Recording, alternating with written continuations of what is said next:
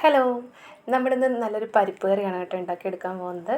ചപ്പാത്തിയുടെ കൂടെയും പുട്ടിൻ്റെ കൂടെയും അതേപോലെ ചോറിൻ്റെ കൂടെയൊക്കെ കഴിക്കാൻ പറ്റുന്ന നല്ലൊരു അടിപൊളി ഒരു പരിപ്പ് കറിയാണ്. വളരെ പെട്ടെന്ന് തന്നെ നമുക്ക് ഉണ്ടാക്കിയെടുക്കാൻ പറ്റും, നല്ല ടേസ്റ്റിയാണ്.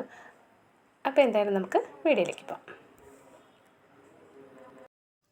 പരിപ്പ് കറി ഉണ്ടാക്കാൻ വേണ്ടിയിട്ട് നമ്മളൊരു കുക്കർ എടുത്തിട്ടുണ്ട്. അതിലേക്ക് 1 കപ്പ് പരിപ്പിട്ട് കൊടുക്കാം.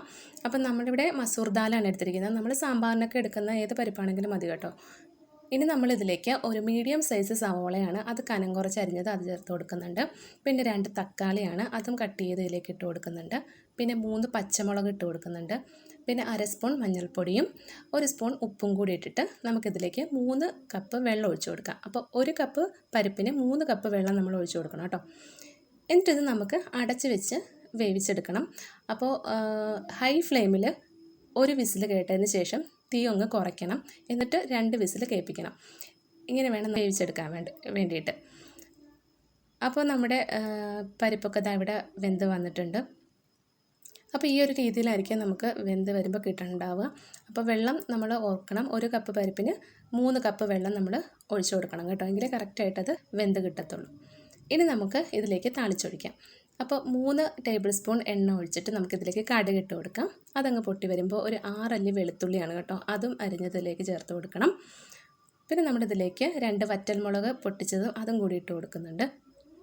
ഇനി ഒരു 8 ചെറിയ ഉള്ളിയാണ് കേട്ടോ, അതും അരിഞ്ഞത് ഇതിലേക്ക് ചേർത്ത് കൊടുത്തിട്ട് ഒരു ബ്രൗൺ കളർ ആകുന്നത് വരെ നമ്മൾ നന്നായിട്ടൊന്ന് മൂപ്പിച്ചെടുക്കണം കേട്ടോ. അപ്പോൾ ഈ കറിയുടെ ടേസ്റ്റ് എന്ന് പറയുന്നത് നമ്മൾ ഈ താളിച്ചൊഴിക്കുന്നതിലാണ് കേട്ടോ ഇരിക്കുന്നത്. അപ്പോൾ വെളുത്തുള്ളിയൊക്കെ നമ്മൾ ഉറപ്പായിട്ടും 6 അല്ലെങ്കിൽ നമ്മൾ ചേർത്ത് കൊടുക്കണം കേട്ടോ. വെളുത്തുള്ളിയുടെ ടേസ്റ്റൊക്കെ നല്ല രീതിയിൽ ഉണ്ടാവണമെങ്കിലാണ് ആ ഒരു ടേസ്റ്റ് നമുക്ക് കിട്ടത്തുള്ളൂ. അപ്പോൾ നമ്മളിതിലേക്ക് കറിവേപ്പില കൂടി ചേർത്ത് കൊടുത്തിട്ട് നന്നായിട്ടൊരു ഇത് ആകുന്നത് വരെ നമുക്ക് മൂപ്പിച്ചെടുക്കാം.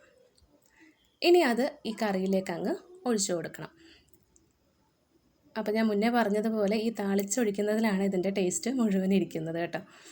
അപ്പോൾ ഇത് നമുക്കിനി അടച്ച് വെച്ച് ഒരു 2 മിനിറ്റ് കഴിഞ്ഞതിന് ശേഷം നമുക്കിത് തുറന്നെടുക്കാവുന്നതേ ഉള്ളൂ. അപ്പോഴേക്കും നമ്മുടെ പരിപ്പ് കറിയൊക്കെ നല്ല അടിപൊളിയായിട്ട് വന്നിട്ടുണ്ടാവും. ഇത് നമുക്ക് ചോറിൻ്റെ കൂടെ ഞാൻ മുന്നേ പറഞ്ഞ പോലെ തന്നെ ചപ്പാത്തിയുടെ കൂടെയൊക്കെ കഴിക്കാൻ വേണ്ടിയിട്ട് സൂപ്പറാണ് കേട്ടോ. എന്തായാലും ഒന്ന് ഉണ്ടാക്കി നോക്കണം. നമുക്ക് പെട്ടെന്നൊരു ഒഴിച്ചുകറിയൊക്കെ ഉണ്ടാക്കി എടുക്കാനാണെന്ന് തോന്നുമ്പോൾ ഇതങ്ങ് ഉണ്ടാക്കിയാൽ മതിയാവും. അപ്പോൾ വീഡിയോ എല്ലാവർക്കും ഇഷ്ടമായെന്ന് വിചാരിക്കുന്നു. Thank you.